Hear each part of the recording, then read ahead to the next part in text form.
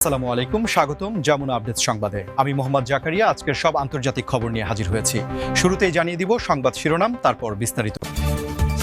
গাজায় হামলার ভয়াবহ চিত্র, প্রাণহানি ছাড়িয়েছে ৭৫,০০০। ইরানের ইতিবাচক অগ্রগতির দাবি, যুক্তরাষ্ট্রের সঙ্গে পরমাণু চুক্তিতে। রাশিয়া ইউক্রেনের আলোচনাকে অর্থবহ অগ্রগতি বলছে যুক্তরাষ্ট্র।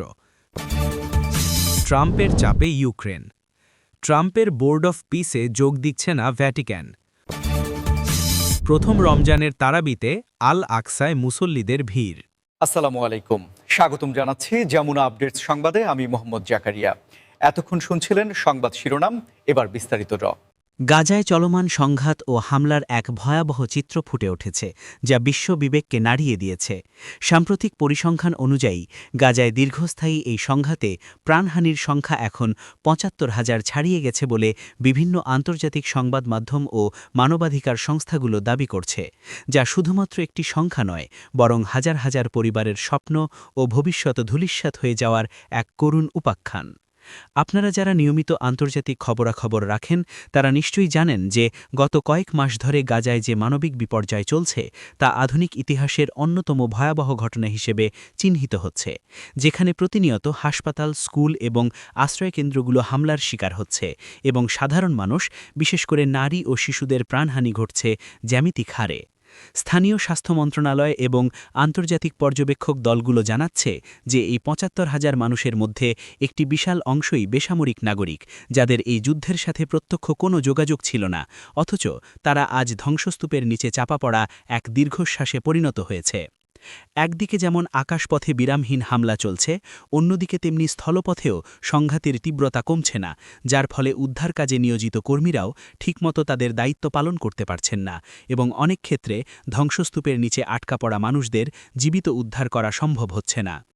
মানবিক সহায়তা সংস্থাগুলো বারবার সতর্ক করে বলছে যে গাজায় খাদ্য, বিশুদ্ধ পানি এবং জরুরি ঔষধের তীব্র সংকট দেখা দিয়েছে এবং চিকিৎসা ব্যবস্থা প্রায় পুরোটাই ভেঙে পড়েছে, যার ফলে আহতরা প্রয়োজনীয় সেবা না পেয়ে মৃত্যুবরণ করছেন।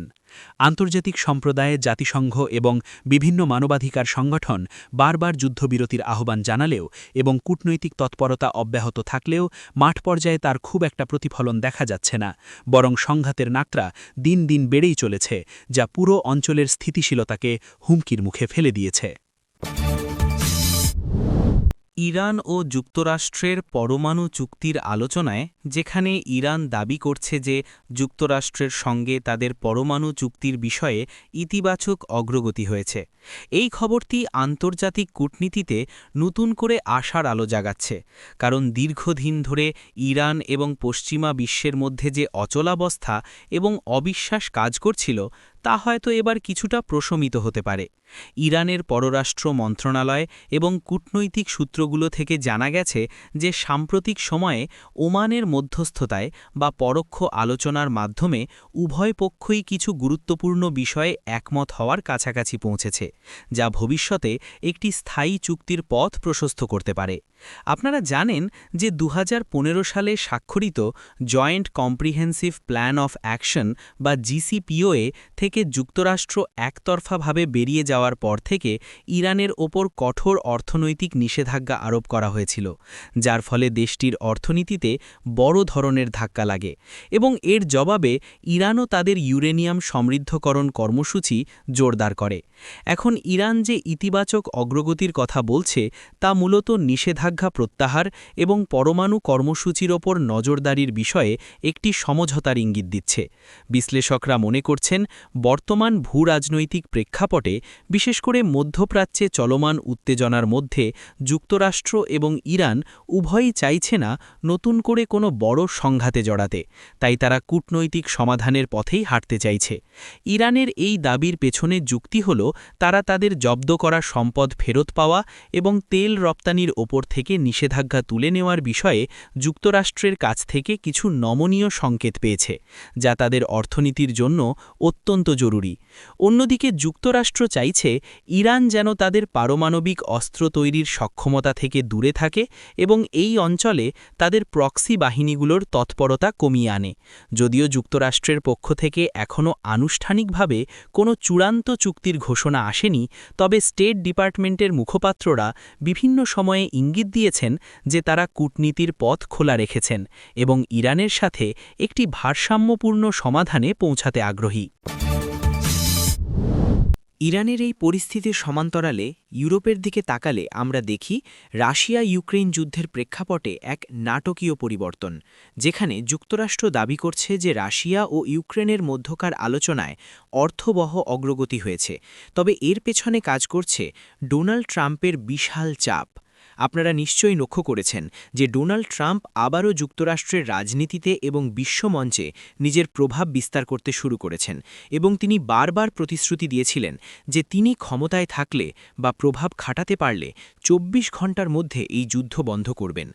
এখন যুক্তরাষ্ট্র প্রশাসনের পক্ষ থেকে যে অর্থবহ অগ্রগতির কথা বলা হচ্ছে তা বিশ্লেষণ করলে দেখা যায় যে ইউক্রেনের ওপর এক ধরনের অলিখিত চাপ সৃষ্টি হয়েছে যাতে তারা রাশিয়ার সাথে সমঝোতায় আসে, এমনকি যদি তা কিছু ভূখণ্ড ছাড় দেওয়ার বিনিময়েও হয়।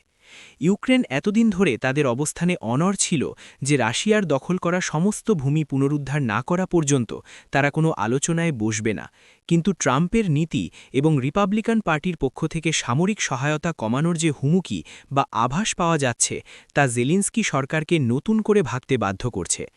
অর্থবহ অগ্রগতি বলতে এখানে বোঝানো হচ্ছে যে উভয় পক্ষই এখন বুঝতে পারছে যে যুদ্ধক্ষেত্রে পুরোপুরি সামরিক বিজয় অর্জন করা কঠিন এবং দীর্ঘমেয়াদী এই যুদ্ধ উভয় দেশের অর্থনীতি এবং জনজীবনের ওপর যে প্রভাব ফেলছে তার কতদিন টেনে নেওয়া সম্ভব সেই বাস্তবতা। ট্রাম্পের চাপ বিষয়টি এখানে অত্যন্ত গুরুত্বপূর্ণ, কারণ তিনি বারবার বলেছেন যে যুক্তরাষ্ট্রের করদাতাদের টাকা এই যুদ্ধে অনির্দিষ্টকাল ধরে খরচ করা উচিত নয় এবং তিনি চান দ্রুত একটি ডিল বা চুক্তি হোক। এই চাপের ফলেই হয়তো ইউক্রেন তাদের কঠোর অবস্থান থেকে কিছুটা সরে এসে আলোচনার টেবিলে বাস্তবসম্মত সমাধান খুঁজতে শুরু করেছে। অন্যদিকে রাশিয়াও চাইছে এই যুদ্ধের একটি সম্মানজনক সমাপ্তি, কারণ তারাও পশ্চিমা নিষেধাজ্ঞার ধকল এবং দীর্ঘ যুদ্ধের ক্লান্তিতে ভুগছে। তবে সমালোচকরা বলছেন ট্রাম্পের এই চাপের মুখে যদি ইউক্রেনকে জোরপূর্বক কোনো অসম চুক্তিতে স্বাক্ষর করতে হয় তবে তা দীর্ঘমেয়াদে ইউরোপের নিরাপত্তার জন্য ঝুঁকি তৈরি করতে পারে এবং পুটিনের আগ্রাসনকে এক ধরনের বৈধতা দেওয়া হতে পারে। ভ্যাটিকান সিটি থেকে একটি অত্যন্ত তাৎপর্যপূর্ণ খবর এসেছে, যেখানে বলা হচ্ছে ডোনাল্ড ট্রাম্পের প্রস্তাবিত বোর্ড অফ পিসে যোগ দিচ্ছে না ভ্যাটিকান। এটি একটি অত্যন্ত সূক্ষ্ম কূটনৈতিক বার্তা যা পোপ ফ্রান্সিস এবং ভ্যাটিকানের নিরপেক্ষ অবস্থানকে আবারও বিশ্ববাসীর সামনে তুলে ধরেছে।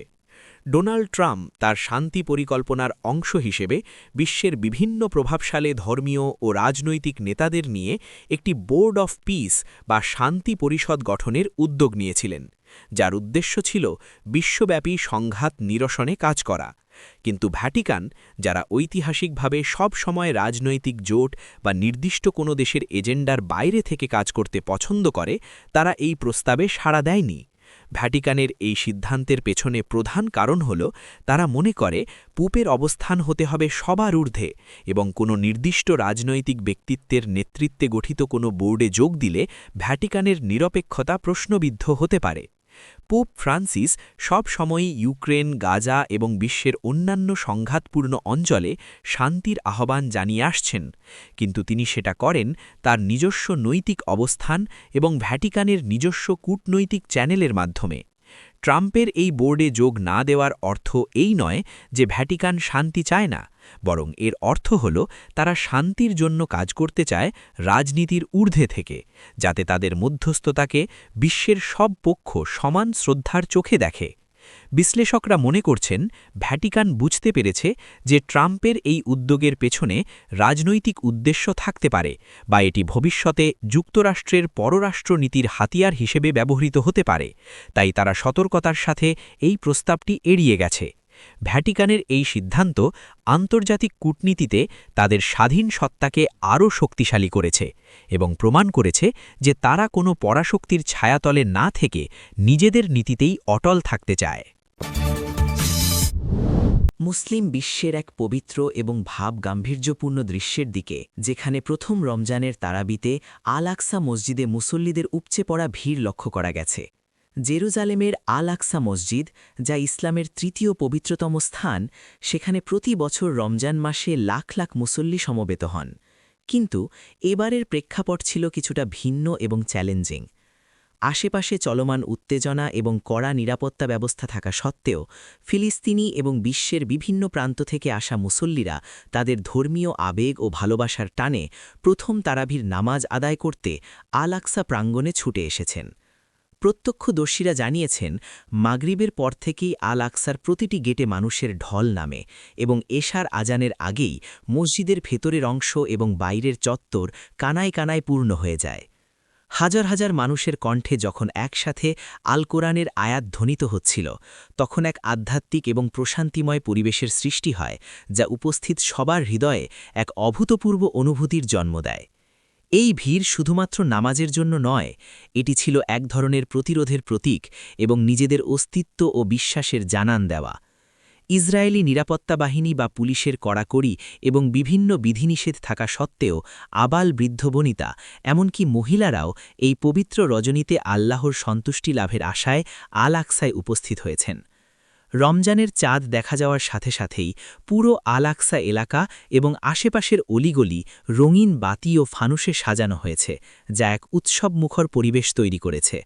তবে আনন্দের পাশাপাশি মুসল্লিদের মনে ছিল গাজার ভাইবোনদের জন্য গভীর বেদনা, এবং বিশেষ মোনাজাতে ইমাম সাহেব যখন ফিলিস্তিনসহ সারা বিশ্বের নির্যাতিত মুসলমানদের জন্য দোয়া করেন, তখন কান্নাজড়িত কণ্ঠে আমিন ধ্বনিতে আকাশ বাতাস ভারী হয়ে ওঠে।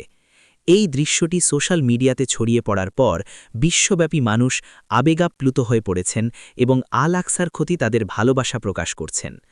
রমজান মাস সংযম, ত্যাগ এবং সহমর্মিতার মাস, এবং আল আকসার এই প্রথম তারাবির জমায়েত সেই বার্তাই বিশ্বকে দিচ্ছে যে শত বাধা বিপত্তির মাঝেও ঈমানী শক্তি মানুষকে একত্রিত করতে পারে।